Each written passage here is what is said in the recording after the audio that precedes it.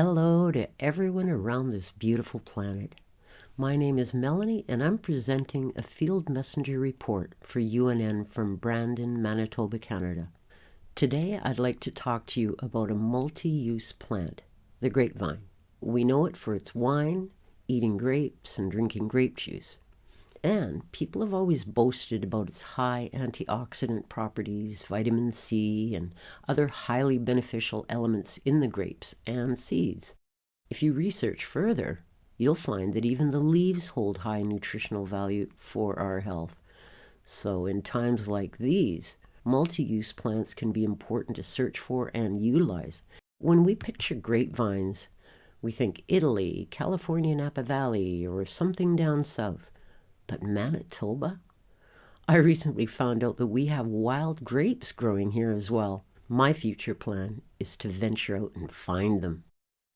In Manitoba, we can reach temperatures below 30 degrees Celsius, which is minus 22 Fahrenheit.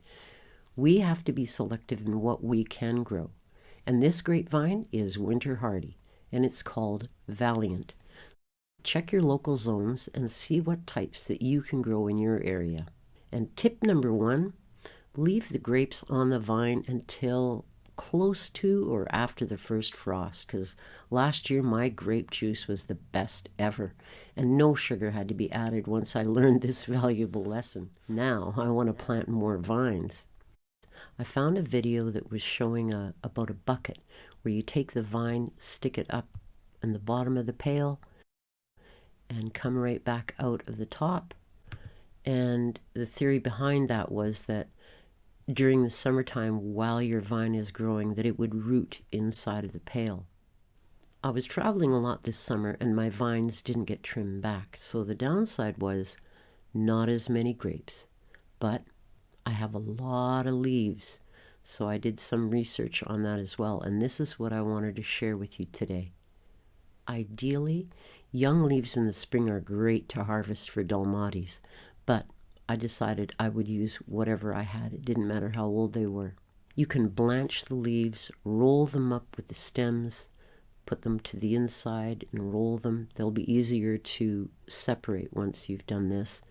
And then you put them in a jar and add hot boiling salt water to preserve them so that in the future, if you want to make dalmatis, it'll work out fine. You can dehydrate these leaves, use them as grape tea, or crush them up in a rice dish, such as what I call lazy dalmati dish or pilaf.